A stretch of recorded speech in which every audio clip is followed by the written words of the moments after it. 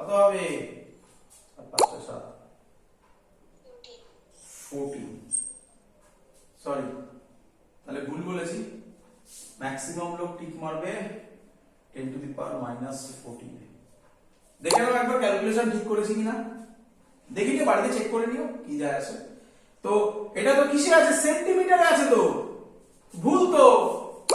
তাহলে সেন্টিমিটারে কত হবে? 10 টু দি পাওয়ার -12, হ্যাঁ কি নয়? চলো, তো এই টাইপের কোশ্চেন থাকবে যদি এখান থেকে থাকে, একদম ইজি কোশ্চেন থাকবে। জাস্ট ক্যালকুলেশন করে ভ্যালু বসাতে হবে। শুধু একটু মাথায় রেখো ইউনিট গুলো যেন ভুল করো না, ইউনিট ভুল করলে মুশকিলে পড়ে যাবে কিন্তু। আচ্ছা, হেডিং দাও নেক্সট। এবারে ইমপ্যাক্ট প্যারামিটার, হেডিং দাও ইমপ্যাক্ট প্যারামিটার। আচ্ছা, ইমপ্যাক্ট প্যারামিটার থেকে কোশ্চেন খুবই কম এসেছিল আমাদের, যাই হোক একবারই পরীক্ষায় দিয়েছিল হোয়াট ইজ ইমপ্যাক্ট প্যারামিটার, তো সেটার মানে একটু বুঝে নাও।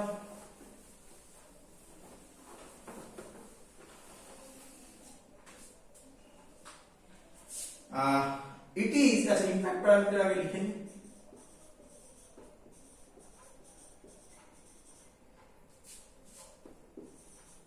কি দিয়ে ডিনোট করে? বি দিয়ে ডিনোট করে।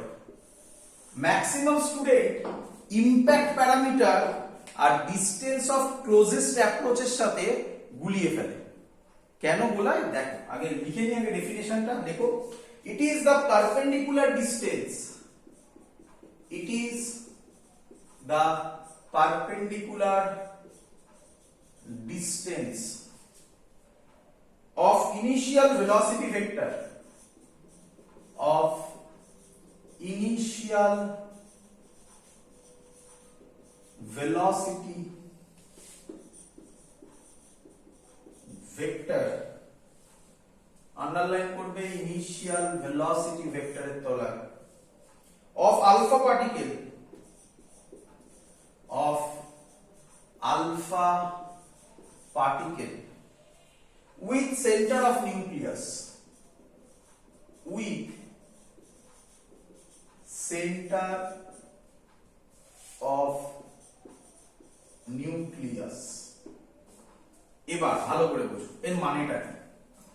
এই ধরো আমার alpha, sorry nucleus plus Z এখানে দিলাম। আমি যদি এখান থেকে একটা আলফা পার্টিকেল আছে, এটা হচ্ছে অ্যাক্সিসটা ছিল, এখান থেকে ধরো আমি একটা আলফা পার্টিকেল থ্রো করলাম, তাহলে আলফা পার্টিকেলটা এরকম গিয়ে এরকম চলে যাবে। বলো এটা বুঝলে কিনা? কেন? যত কাছে যাবে ডিফ্লেকশন হবে, বের করে বেরিয়ে যাবে। ক্লিয়ার? হ্যাঁ স্যার।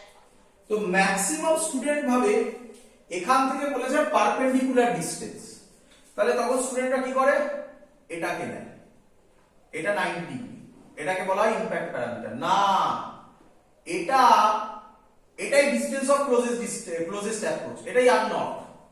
বলেছে কার থেকে? Perpendicular distance of initial velocity vector. ছুড়েছে কোথা থেকে? এখান থেকে। তাহলে ইনিশিয়াল ভেলোসিটি ভেক্টর থেকে perpendicular distance, this is called impact parameter P. Clear? হ্যাঁ স্যার। বলো দেখি কেউ, এটাতে ইমপ্যাক্ট প্যারামিটার কত? কত?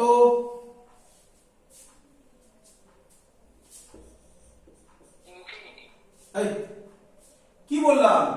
এইটার সাথে পারপেন্ডিকুলার ডিসটেন্স এখানেই ছুঁড়েছি, তাহলে এর থেকে আর কি পারপেন্ডিকুলার ডিসটেন্স তৈরি হবে? বি এর ভ্যালু কত হবে? 0। ক্লিয়ার? আচ্ছা, এর মানে কি? যদি বি এর ভ্যালু 0 হয়, যদি বি এর ভ্যালু 0 হয়, তাহলে থিটা হবে পাই, মানে এই গিয়ে উল্টো দিকে ঘুরবে, হ্যাঁ কি নয়? হ্যাঁ স্যার। আচ্ছা, তাহলে এই হলো তার মানে বি এর ভ্যালু দেখে আমরা আইডিয়া করতে পারি যে ওর ডিফ্লেকশন কিরকম হবে। সবসময় বলা সম্ভব না, একটা আইডিয়া করা যায়। তো এটাই হচ্ছে ইমপ্যাক্ট প্যারামিটারের গুরুত্ব। এর একটা ফর্মুলা তোমাদের বইতে দেওয়া আছে, বাট সিলেবাসে নেই। আমি রিপিট করছি, কোনো সিলেবাসে নেই।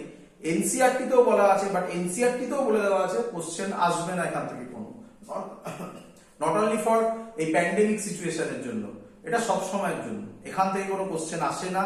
তবুও আমি ফর্মুলাটা বলে দিচ্ছি তোমাদের বইতে যেহেতু আছে। বি এর ফর্মুলা হচ্ছে 1/4 epsilon naught z square cot θ/2 divided by kinetic energy initial. দরকার নেই, জাস্ট বলতে হয় তাই বললাম, বাট এই ফর্মুলা দিয়ে কোনো কিছু নেই, হলে আমি অঙ্ক করাতাম। ক্লিয়ার সবার এত অবধি? হ্যাঁ স্যার। চলো, তো আমরা শেষ পয়েন্টে একদম প্রায় কমপ্লিট করেছি। এবার হচ্ছে রাদারফোর্ড কি বলেছে, কেন বলেছে, তা থেকে বেশ কিছু ইম্পর্টেন্ট জিনিস, ডিসটেন্স অফ ক্লোজেস্ট অ্যাপ্রোচ খুব ইম্পর্টেন্ট, ইম্প্যাক্ট প্যারামিটার। এবার কোশ্চেন হচ্ছে রাদারফোর্ড কি সব ঠিক বলেছিল? এটাও পরীক্ষায় দেয়। কি বলেছে? Write down the drawbacks of Rutherford's experiment. চলো এটা মুছে দিলাম। ক্লিয়ার? হ্যাঁ sir.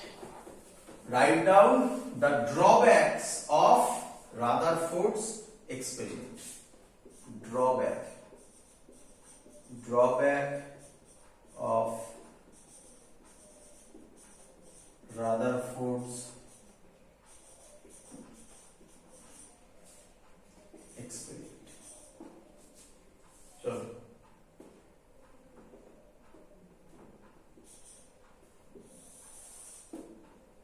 number 1, he cannot explain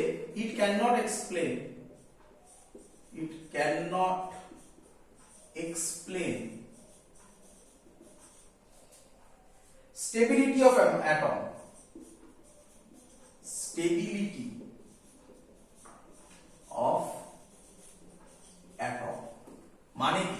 মানে কি ভালো করে বুঝো। আচ্ছা, এই ছিল আমার নিউক্লিয়াস, বড় করে আঁকছি, প্লাস জেডি, এর চারিদিকে ইলেকট্রন ঘোরাফেরা করছে। কি আমরা উনি বললেন যে এটা সেন্ট্রিপিটাল ফোর্সের সাথে ইলেকট্রোস্ট্যাটিক ফোর্স ব্যালেন্স করে, বাট ক্লাসিক্যাল মেকানিক্স বলে যে কোন বডি যদি রোটেট করে সার্কুলার পাথে, তাহলে তার এনার্জি লস কম্পালসারি, একই নয়। কোন চার্জ পার্টিকেল যদি রোটেট করে সার্কুলার পাথে, তাহলে তার এনার্জি লস হবেই হবে। ক্লিয়ার? হ্যাঁ sir.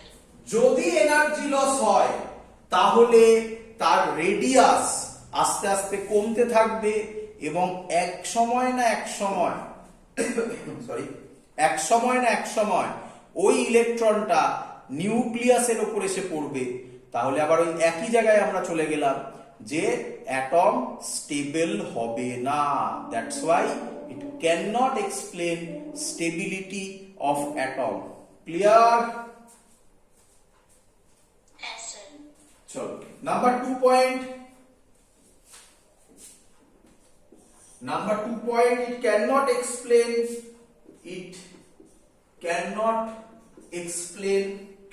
discrete spectrum of atom. Discrete spectrum of atom.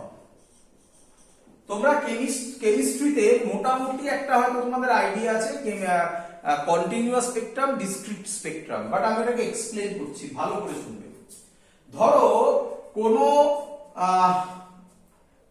কোনো বডি যদি এনার্জি রেডিয়েট করে, তাহলে তাকে ফটোগ্রাফিক প্লেটে যদি আমি ধরি, যদি দেখা যায় তার প্রত্যেকটা ওয়েভলেন্থ সেখানে আছে, মানে প্রত্যেকটা জিনিসের জন্য, প্রত্যেকটা এনার্জির জন্য এক একটা করে ওয়েভলেন্থ আছে, then it is called continuous spectrum.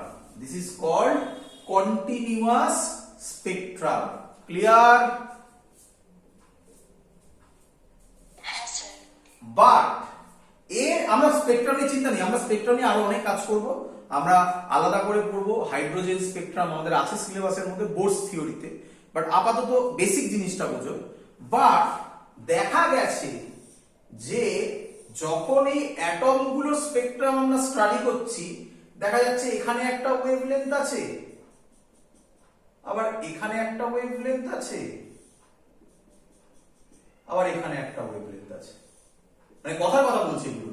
তারপরে আমরা পড়বো, তার মানে এটা কন্টিনিউয়াস না ডিসক্রিট। discrete, আমি যদি আমার আগের কথাটা ধরে নিই, ভালো করে শুনবে, আমার আগের কথাটা ধরে নিই। আমি আগের কথাটা কি বলেছিলাম? ক্লাসিক্যাল মেকানিক্স বলে ও যদি সার্কুলার পাথে ঘোরে, কোন একটা চার্জ পার্টিকেল যদি সার্কুলার পাথে ঘোরে, তার এনার্জি লস হবে। তাহলে সেই এনার্জি লসটা কন্টিনিউয়াসলি লস হতে থাকবে। yes sir, তাহলে অবভিয়াসলি কি স্পেকট্রাম পাওয়ার কথা? Continuous spectrum. বাট পাচ্ছি কি? Discrete spectrum. তাহলে অবভিয়াসলি কেন ডিসক্রিট স্পেকট্রাম পাচ্ছি সেটাও এই যে থিওরি আমরা পড়লাম কোনো অ্যান্সার নেই তার সম্পর্কে। So it can not explain discrete spectrum of atom. Clear? yes sir, that's all, complete. এই হলো আমাদের রাদারফোর্ডস এক্সপেরিমেন্টের সবকিছু, যা যা জানা সব বলে দিয়েছেন। এবার তখন একজন সায়েন্টিস্ট এলেন, তার নাম বোরস। উনি বললেন আচ্ছা রাদারফোর্ড এই পস্টুলেটস গুলো দিয়ে, সরি এই কনক্লুশন গুলো দিয়েছে, মুছে দিয়ে না হয়ে গেছে সবার। yes sir, তো রাদারফোর্ড এই কনক্লুশন গুলো দিয়েছে, তো আমি একটু পড়াশোনা করে তারপর দেখি কি বলা যায়। তো উনি পড়াশোনা করে এর ওপর, ভালো করে শুনবে আমার কথা, এর ওপর কিছু কথা চাপিয়ে দিল। আবার বলছি, এর ওপর কিছু কথা চাপিয়ে দিল। অবভিয়াসলি উনি যখন পড়েছেন ওনার কাছেও এই ড্রব্যাক গুলোই মেন প্রবলেম ক্রিয়েট করেছিল। তো উনি এমন কিছু বলতে চাইলেন, থিওরিটিক্যাল কিন্তু প্র্যাকটিক্যাল নয়, প্র্যাকটিক্যালি প্রুফ নেই তখনও, এমন কিছু বললেন যেটা দিয়ে মোটামুটি, কিন্তু তাও প্রবলেম আছে, আমি যখন বলবো তখন। তার মানে নিঃসন্দেহে বোরস থিওরিরও ড্রব্যাক আছে, হ্যাঁ কি নয়? বোঝা যাচ্ছে আমার কথাগুলো? yes sir, ওটাও দেয় পরীক্ষায় লিখতে। তো যাই হোক, তো রাদারফোর্ডস এর ড্রব্যাক গুলো উনি পড়াশোনা করে দেখলেন যে রাদারফোর্ডস এর যে ড্রব্যাক গুলো আছে তার উপর উনি নিজের কিছু কথা বললেন, সেটাই নাম হয়ে গেল বোরস থিওরি। এবং আমি তোমাদের প্রথম কথা বলেছিলাম থিওরি, হাইপোথেসিস, এভরিথিং। আমি আগের ফটো ইলেকট্রিক এফেক্ট এবং ডি ব্রগলি হাইপোথেসিস সেগুলো সব এক্সপ্লেন করেছি, কেন হাইপোথেসিস, বাট তারপরে সেটা প্রুভ হয়েছে, এভরিথিং সব গল্প বলেছি তোমাদেরকে। এখানেও তাই। তো উনি কিছু কথা বললেন, সেই কথাগুলোকে ধরে নিয়ে উনি একটা থিওরি দিলেন, তার নাম বোরস থিওরি। বা কেউ কেউ বলে, পরীক্ষায় যেটা দেয়, একদম পরিষ্কার কথা আছে, পরীক্ষায় যেটা দেয় তার নাম হচ্ছে রাইট ডাউন বোরস পস্টুলেট। যেমন তোমরা ম্যাক্সিমাম লোক জানো, কেমিস্ট্রি তোমরা হাজারবার পড়েছো, বাট ফিজিক্সে বুঝে পড়বে। দেখো তো কি বলছে, রাইট ডাউন বোরস পস্টুলেটস। তোমরা যদি বই খোলো, পরিষ্কার 3টে পস্টুলেট লেখা আছে, 3টে পস্টুলেটস, এবং এটাই ফেমাস। বাট আমি এসএলআররা দেখে বলছি পরিষ্কার একদম। তো সেখানে 4টে পস্টুলেটস করা হয়েছে, তার মধ্যে প্রথম যে পস্টুলেটসটা আমি লিখবো এক্ষুনি নিঃসন্দেহে, সেটা অত ইম্পর্টেন্ট নয়। কেন? কারণ ওই কথাটাই খানিকক্ষণ আগে রাদারফোর্ডও বলেছিলেন। আমি যখন বলবো তুমি বুঝতে পেরে যাবে। আর বাকি 3টে কথা হ্যাঁ সত্যিকারের নতুন, বাকি 3টে কথা সত্যিকারের নতুন। বাট তোমাকে যখন বলবে পরীক্ষায় write down পস্টুলেটস of Bohr's theory, খুব দেয়, আমি যে কটা লিখছি সে কটাই লিখবে, মানে 4টে লিখবে। আর এখান থেকে কিছু কেটেও কোশ্চেন আসে। কি কোশ্চেন আসে? Write down Bohr's frequency condition. তো আমি পড়ার সময় বলবো সেটা কোন পয়েন্ট হবে দেখতে পাবে, একটা পয়েন্ট করে লিখবো, সেটা দেয়। হোয়াট ইজ স্টেবল অরবিট, এটা দেয়। Write down Bohr's quantization condition, তো সেটা দেখবে। এতগুলো কোশ্চেন এখান থেকে হতে পারে। অবভিয়াসলি বোরস যে থিওরি গুলো দিয়েছে তার প্রুফ ছিল না।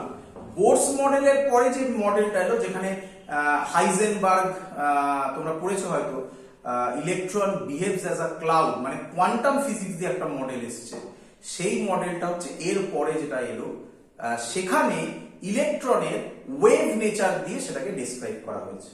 এবং বুঝতেই পারছো, অলরেডি তো বলে দিলাম, বোরস থিওরির একটা বড় ড্রব্যাক হচ্ছে it can not explain the wave theory of electron, মানে ডি ব্রগলি হাইপোথেসিস যেটা, সেটা কিন্তু বোরস থিওরি এক্সপ্লেন করতে পারেনি। এবং তারপরে কোয়ান্টাম মেকানিক্সের জিনিসগুলো আস্তে আস্তে ঢুকছে এবং নতুন মেকানিক্স তৈরি হচ্ছে, কোয়ান্টাম মেকানিক্স যেটা বলি, এগুলোকে আমরা বলি ক্লাসিক্যাল বা নিউটনিয়ান মেকানিক্স, ওখান থেকে ডেভিয়েট করছে, মানে আমরা একদম পুরো বাউন্ডারি লাইনে পড়াশোনাটা করছি। ক্লিয়ার সবার? বোঝাতে পেরেছি? Yes, sir. তো এবার প্রথম লেখো বোরস পস্টুলেটস। আমি আগেই বলে দিয়েছি 3টে হয়, বাট আমরা 4টে লিখব। বোরস পস্টুলেটস। আচ্ছা, নাম্বার 1 প্রথমে লিখবে nuclear concept. Nuclear concept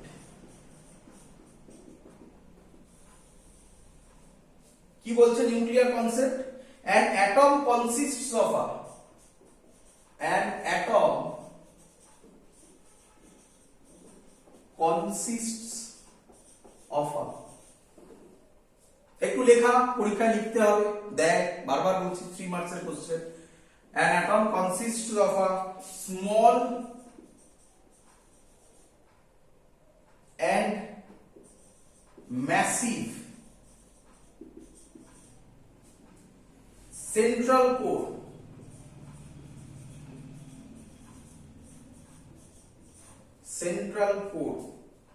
called nucleus,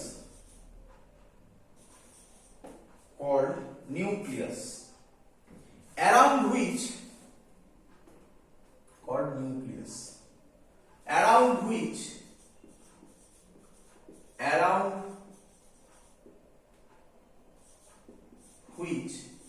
electron revolve, গল্প, পুরোটাই গল্প। the centripetal force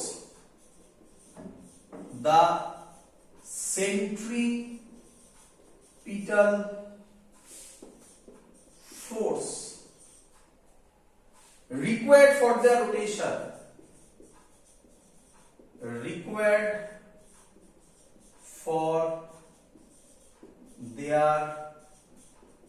rotation, is provided by the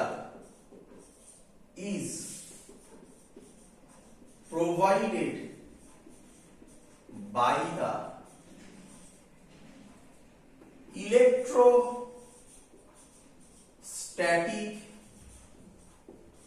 force। বলো যেটা আমি লিখলাম, এটাই শেষ। বলো যেটা আমি লিখলাম এই কথাগুলোই তোমাকে আমি রাদারফোর্ডে বলেছিলাম কিনা, বলো।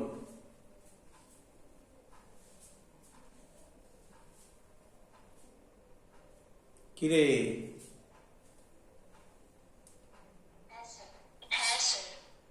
বললাম তো, যে তখন বললাম না যে সেন্ট্রিপিটাল ফোর্সটা ইলেকট্রোস্ট্যাটিক ফোর্সকে ব্যালেন্স আউট করে, তো সেই কথাই বলেছে। দ্যাটস ওয়াই ম্যাক্সিমাম বই এই পয়েন্টটাকে বাদ দিয়ে করে।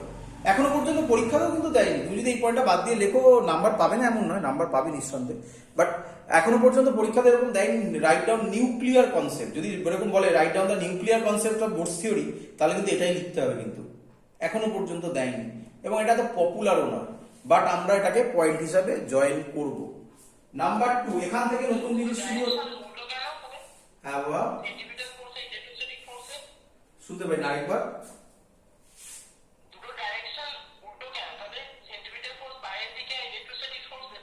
না, কখনোই নয়। সেন্ট্রিপিটাল ফোর্স আর ইলেকট্রোস্ট্যাটিক ফোর্স কখনোই বাইরের দিকে ভেতরের দিকে নয়। সেন্ট্রিপিটাল ফোর্সটা ইলেকট্রোস্ট্যাটিক ফোর্সকে প্রোভাইড করে, লেখা আছে প্রোভাইড করে। কখনো কি বলে, সেন্ট্রিপিটাল ফোর্স বলে অ্যাকচুয়ালি কোনো ফোর্সের এক্সিস্টেন্স নেই। সেই সেন্ট্রিপিটাল ফোর্সটা প্রোভাইড করে যখন কোনো গাড়ি ঘোরে। ক্লাস 11-এ ক্লাস ছিল, যখন কোনো গাড়ি ঘোরে কোনো ব্যাংকিং যখন রাস্তা হয় তখন ফ্রিকশনটা প্রোভাইড করে নেসেসারি সেন্ট্রিপিটাল ফোর্স। আর আমি ছবিতে এঁকেছিলাম, তাতে মনে হয় বাইরের দিকে দিয়েছিলাম, তখন সেই কথাটা হচ্ছে ওটাকে আমরা যদি ওই রেফারেন্স ফ্রেমের ওপর বসে দেখি, মানে ইলেকট্রন রিভলভ করছে, তার উপর ইলেকট্রনের মাথার উপর আমি চড়ে বসেছি, তাহলে আমি দেখব যে ওর বাইরের দিকে একটা ফোর্স কাজ করছে, সেই ফোর্সটার নাম সেন্ট্রিফিউগাল ফোর্স। তাই তখন ওই সেন্ট্রিফিউগাল ফোর্সের সাথে ইলেকট্রোস্ট্যাটিক ফোর্সকে ইকুয়াল করে দাও, এই একটা প্রসেসে অঙ্ক সলভ করতে পারো।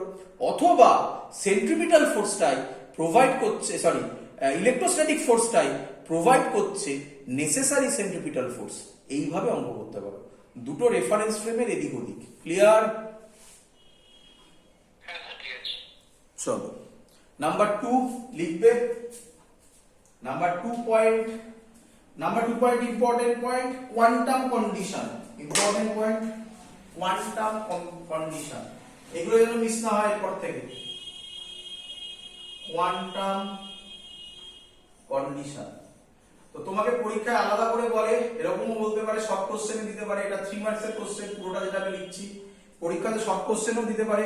Right down quantum condition for Bohr's theory, just 2 number পয়েন্টটা লিখবে, আর কিচ্ছু লেখার দরকার নেই, 1 নম্বরের কোশ্চেন থাকবে তাহলে। চলো, কোয়ান্টাম কন্ডিশন কি বলছে? Of all possible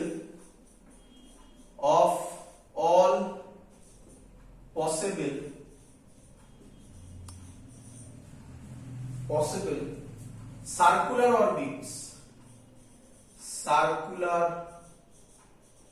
orbits allowed by the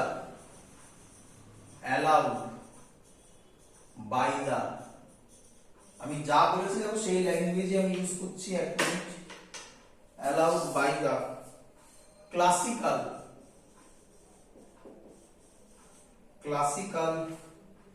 physics, the classical theory, the electrons are permitted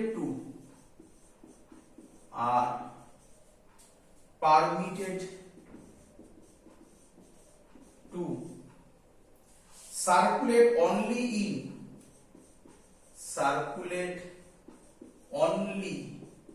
in those orbits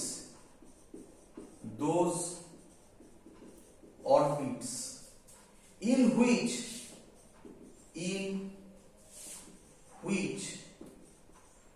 angular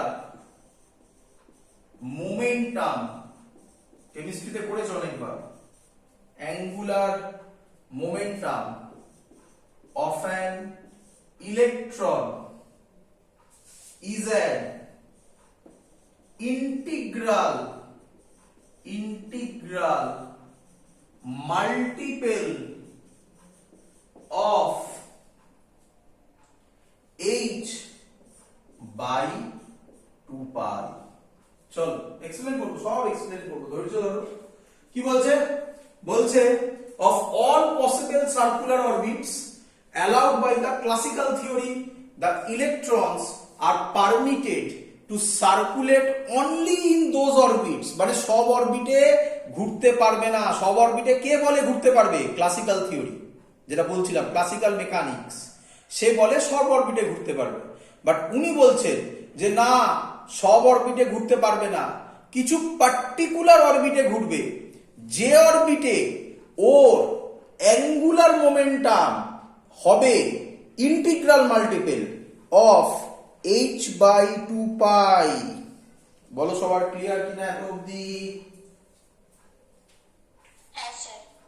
প্রথম কোশ্চেন, এ কি? এ তো পরিষ্কার বেসিক ফিজিক্স কে ভায়োলেট করছে। অ্যানসার হ্যাঁ, আমরা নতুন যুগে যাচ্ছি, নতুন একটা ফিজিক্সের একটা নতুন উইন্ডো ওপেন হচ্ছে। বলেছিলাম আমরা বাউন্ডারি লাইনে পড়াশোনা করছি। বলছে ক্লাসিক্যাল থিওরি, বাট এর প্রুফ দিতে পারেনি কিন্তু যখন এই কথা বলেছে তখন তার প্রুফ ছিল না। তারপরে কোয়ান্টাম মেকানিক্সে হাইজেনবার্গ এসে তারপরে এগুলো প্রুভ হলো, যেখানে বলবো আমি পুরো গল্প যখন হবে হাইজেনবার্গের সব কথা বলবো, সেগুলোও বলবো। যাই হোক, তো উনি বলছেন যে না, ক্লাসিক্যাল থিওরি বলছে সব অরবিটে ঘুরতে পারবে এবং অরবিটে ঘুরলে তার এনার্জি লস হবে। উনি বলছেন না, কিছু পার্টিকুলার অরবিটে ঘুরবে, যে অরবিটে angular momentum integral multiple of h/2π হবে। আরেকটা বলে যাচ্ছে, আমি এখনই বলে দিচ্ছি, নয়তো একসাথে শেষ হবে না, মানে শেষ হবে না মানে একসাথে না বললে বোঝাতে পারবো না। 3 নম্বর পয়েন্টটা হবে, সেই অরবিটে যখন ও ঘুরবে তখন কোনো এনার্জি লস হবে না। সেই অরবিট গুলোর নাম স্টেবল অরবিট। বললাম না পরীক্ষা কোশ্চেন দেয় হোয়াট ইজ স্টেবল অরবিট, তো যেহেতু আমরা ওটা লিখবো তাই আমি ওটা আলাদা পয়েন্ট করে দেবো। ক্লিয়ার, বোঝাতে পারছি? তো এবার তুমি বলবে স্যার ক্লাসিক্যাল থিওরি তো ফেল করছে। হ্যাঁ, ক্লাসিক্যাল থিওরি ফেল করছে, এটা এবারে কোয়ান্টাম মেকানিক্স দিয়ে এটাকে এক্সপ্লেন করতে হবে। বোঝা গেছে পুরো জিনিস? চলো, আচ্ছা এর যদি আমি একটু কিছু ম্যাথামেটিক্স করি তাহলে কি রকম হবে? ওপরেরটা মুছে দেবো, নয়তো এখানে দেখানো যাবে, দেখি দেখানো যায় কিনা। এই হলো নিউক্লিয়াস, একটা ভেতরে ছোট, এখানে ইলেকট্রন ঘুরছে। আচ্ছা, আমরা অ্যাঙ্গুলার মোমেন্টাম এল দিয়ে করেছিলাম ফর্মুলা, আশা করি তোমাদের মনে আছে, mvr না, আচ্ছা ওটা দিয়ে বলবো না, এল এর ভ্যালু ছিল r ক্রস p, মনে পড়ে?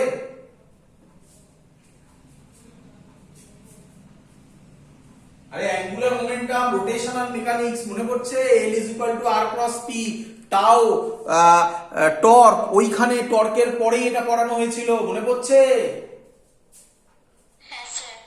তো r cross p কে আমি যদি ভাঙি তাহলে ফর্মুলা হবে mvr, কোথা দিয়ে হলো? p মানে হচ্ছে মোমেন্টাম, মানে mv, r আর ক্রস আছে sin থিটা। বলো এত অবধি বুঝেছো কিনা? কে বলবে থিটাটা কার কার মধ্যেকার অ্যাঙ্গেল? আর অ্যাঙ্গুলার আর লিনিয়ার মোমেন্টাম p, লিনিয়ার মোমেন্টামের মধ্যে ভেলোসিটিটা ডাইরেকশন, কথার কথা এটাই হচ্ছে এখানে আর, ভেলোসিটি এদিকে বা এদিকে হতে পারে, যে কোনো একটা দিকে। অ্যাঙ্গেল কত? 90। তাহলে sin 90 কত হয়ে যায়? 1 হয়, তাহলে হয়ে যাবে mvr। এত অবধি বুঝেছো কিনা বলো? তোমাদের বইতে দেখবে এটা করা নেই, তোমাদের বইতে ডাইরেক্ট mvr করা আছে। mvr অ্যাকচুয়ালি এখান থেকে আসে, sin থিটাটা কেন গেল, ক্লিয়ার আইডিয়া? এটা দেখানোর দরকার নেই, তুমি বুঝে গেছো, ছেড়ে দাও, দেখানোর দরকার নেই, বুঝে গেছো, মুছে দিলাম। তুমি ডাইরেক্ট লিখবে পরে angular momentum mvr, angular momentum mvr হয় না, mvr sin থিটা হয়। কেন sin থিটা 1 হয়ে গেল পরিষ্কার দেখিয়েছি, clear? is equal to nh/2π। এই n টাকে বলা হয় ইন্টিজার, বা এখানে এই n টাকে বলা হবে 1, 2, 3, ডট ডট ডট। আর মনে আছে আশা করি সবাইকে আমি বলতাম, ক্লাস 11 এও বলেছি, ক্লাস 12 এও বলেছি, রসগোল্লা কি কোয়ান্টাইজ না কোয়ান্টাইজ নয়? কোয়ান্টাইজ মানে বাজারে গেলে একটা রসগোল্লা, দুটো রসগোল্লা, তিনটে রসগোল্লা, 3.5 অ্যাভেলেবেল নয়। তো সেম জিনিস 1, 2, 3, তাই n টাকে বলা হয় কোয়ান্টাম নাম্বার। তোমরা লিখে নেবে n কে বলা হয় কোয়ান্টাম নাম্বার, আমি আর লিখলাম না, জায়গা নেই। এই ইকুয়েশনটাকে, this equation is called Bohr's quantization condition. তোমাকে যখন বলবে write down Bohr's quantization condition, পুরো কমপ্লিট করবে এক অবধি লিখে, তারপরে লিখবে this equation is called Bohr's quantization condition. কেন কোয়ান্টাইজ? বিকজ এর ভ্যালু 1, 2, 3, 4, 2.1, 3.5 অ্যাভেলেবেল নয়, পসিবল নয়, দ্যাটস ওয়াই কোয়ান্টাইজড। ক্লিয়ার? চলো নাম্বার 3 পয়েন্ট, নাম্বার 3 পয়েন্ট তো তোমাকে আমি এক্ষুনি বোঝালাম, চলো আরেকবার লিখবো। নাম্বার 3 পয়েন্ট মুছে দিয়ে না সবাইকে।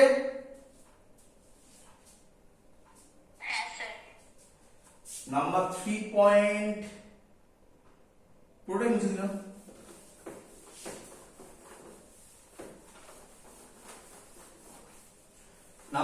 পয়েন্টের নাম হচ্ছে স্টেশনারি অরবিট। আমি যেভাবে লিখছি এইভাবেই লিখবে পরীক্ষায়, স্টেশনারি অরবিট। এখান থেকেও কোশ্চেন দেয়, খুব দেয়, ডিফাইন স্টেশনারি অরবিট, 1 নম্বরের কোশ্চেন। তাহলে শুধুমাত্র এটা লিখবে। কি বলছে stationary orbit? while revolving in the specific orbits an electron does not radiate energy, these non-radiating orbits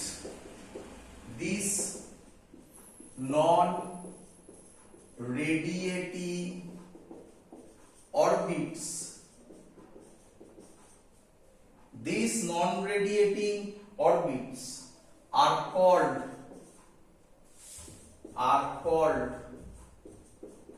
stationary orbits। মানে এই যে বললাম একসাথে ওটাকে বোঝালাম, দেখো একই পয়েন্ট, অনেক বইতে এই পয়েন্টগুলোকে একসাথে লেখা হয়, আমি ভেঙে ভেঙে লিখলাম কারণ পরীক্ষায় ভাবে কোশ্চেন দেয়, তার জন্য ডেফিনেশন গুলো একদম আলাদা আলাদা হয়ে গেল সব। কি বলে? বলছে সেই অরবিট গুলোতে ঘুরবে যে অরবিট গুলোতে অ্যাঙ্গুলার মোমেন্টাম হবে nh/2 পাই, বলেই দিলাম, যেটা আগেরটাই ছিল, যেটা ছিল বোরস কোয়ান্টাইজেশন কন্ডিশন। এবং বলছে সেই অরবিট গুলোতে যখন ও ঘুরবে তখন কোনো এনার্জি লস বা গেইন করবে, বলো না। তাই সেই অরবিট গুলো যেখানে কোনো এনার্জি লস হচ্ছে না, তাই তার নাম নন রেডিয়েটিং, কোনো এনার্জি রেডিয়েট হচ্ছে না, non radiating orbits are called stationary orbit. সবার কাছে ক্লিয়ার? হ্যাঁ স্যার। চলো, এর তো আর কিছু ম্যাথামেটিক্স নেই, কি দেখাবো এখানে আর ম্যাথামেটিক্স। চলো লাস্ট ওয়ান, নাম্বার 4। নাম্বার 4 হচ্ছে ফ্রিকোয়েন্সি কন্ডিশন। এটাও ইম্পর্টেন্ট, এটাও আলাদা করে লিখতে দেয়। Write down frequency Bohr's frequency condition, এটাও আলাদা করে লিখতে দেয়। তার মানে সহজ কথায় প্রথমটা বাদ দিয়ে সবকটা আলাদা করে লিখতে দেয়, সবকটা একসাথেও লিখতে দেয়। চলো ফ্রিকোয়েন্সি কন্ডিশন, ফ্রিকোয়েন্সি কন্ডিশন